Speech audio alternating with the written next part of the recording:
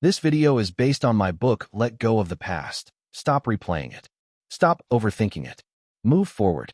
In this video, I want to share one of the main ideas from the book, that letting someone go physically is only one step.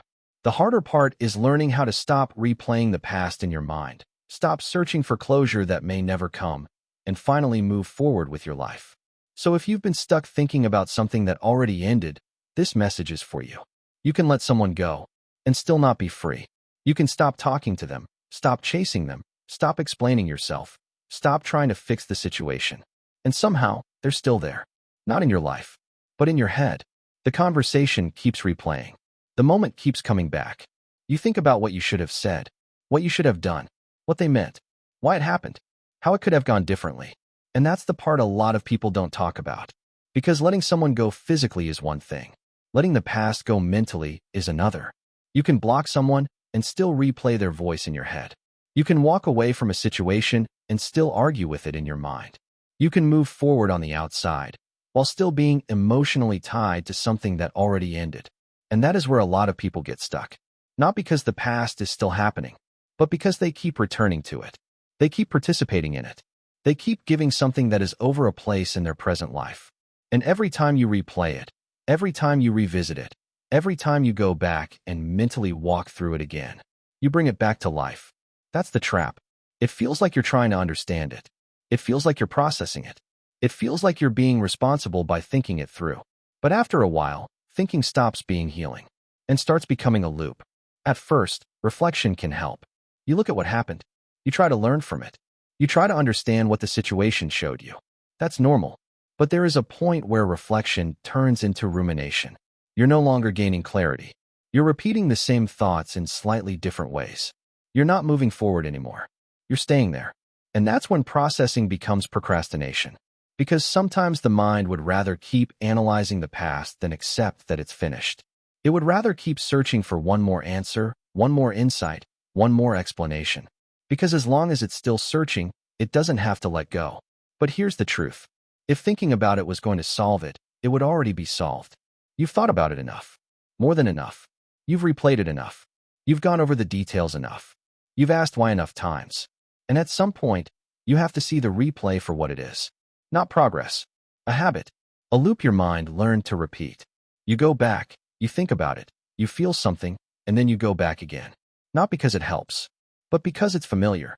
And familiarity can feel meaningful, even when it's keeping you stuck. That's why replay can feel addictive. Not in some dramatic way.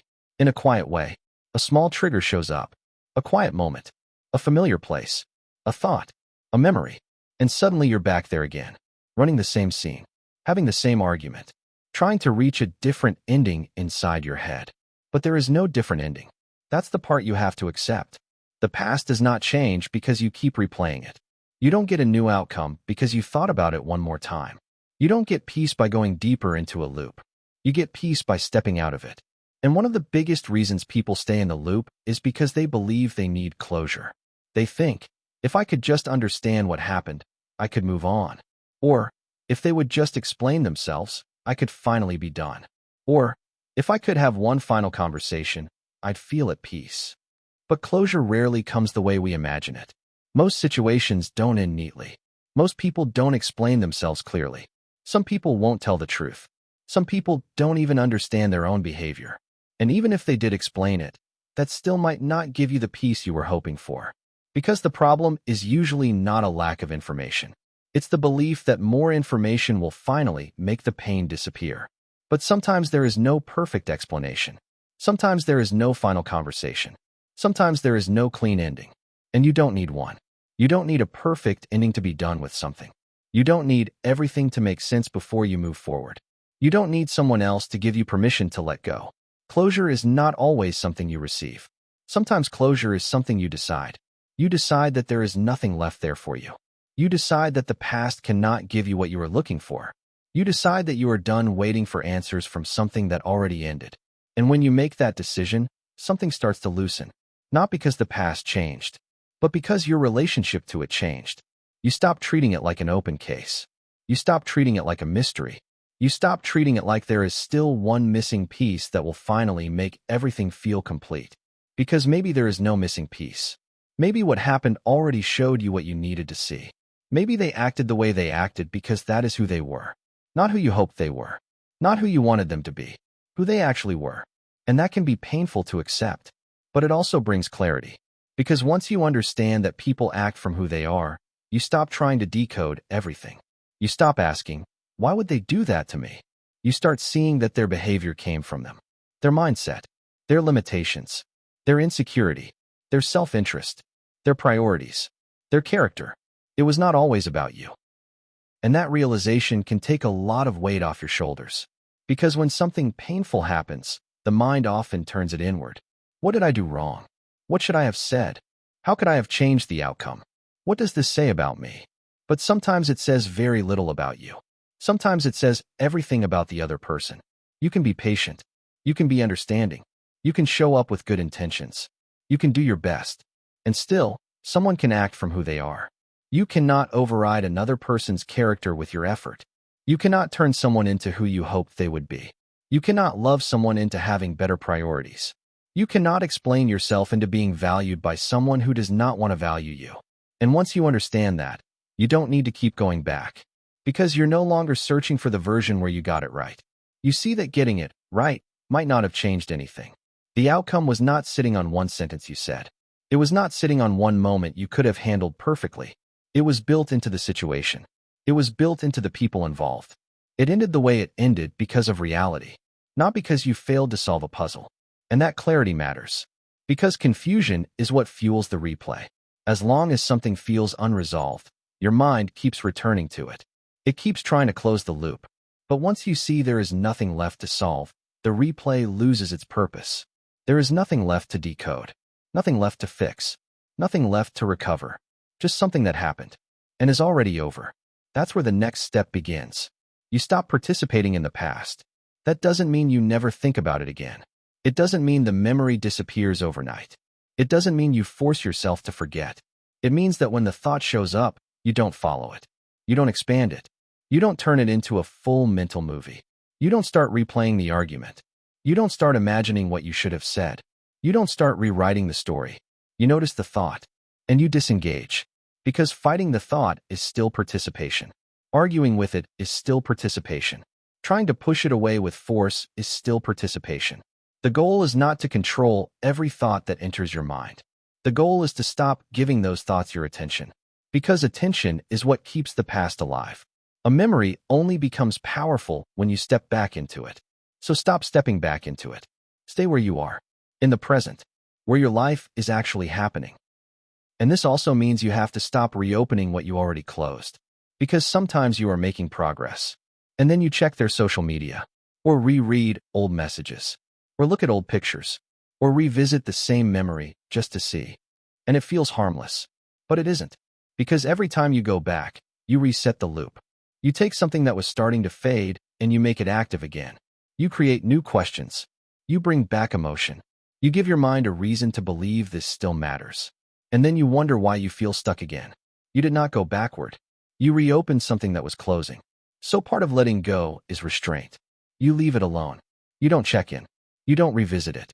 You don't go looking for reminders. Not because you're weak. Not because you're avoiding the truth. But because there is nothing there that helps you anymore. You already saw what you needed to see. Going back does not give you clarity. It gives the past another chance to pull you in. So let it stay closed.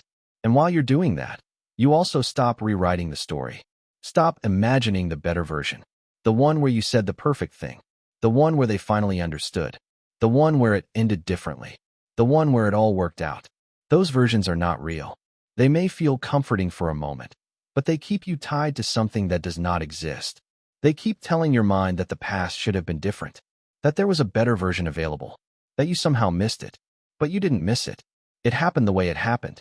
And acceptance begins when you stop trying to edit the past in your mind. You let the story be what it was. Not what it could have been. Not what it should have been. What it actually was. And then, at some point, you decide that it's finished. Not because you feel perfectly healed. Not because you understand every detail. Not because there is no emotion left. But because it is over. You don't wait for the past to feel finished. You decide that it is. You stop keeping it open. You stop making room for it.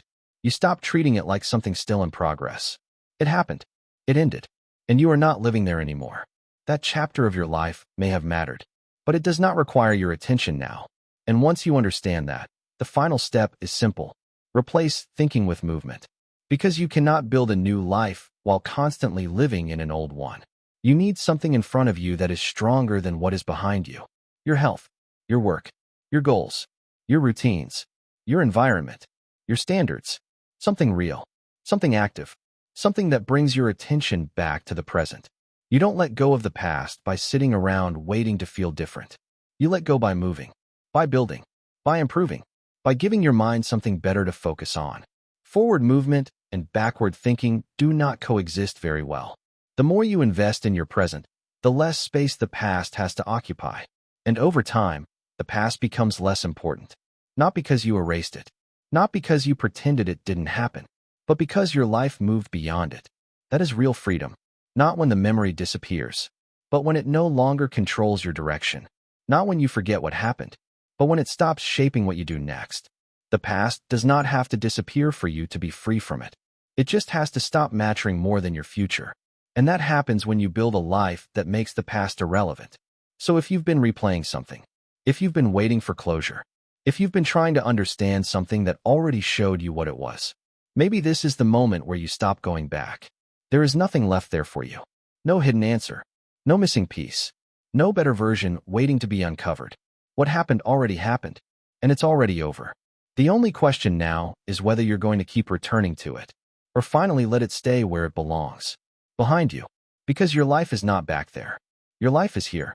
And what comes next matters more than what already ended.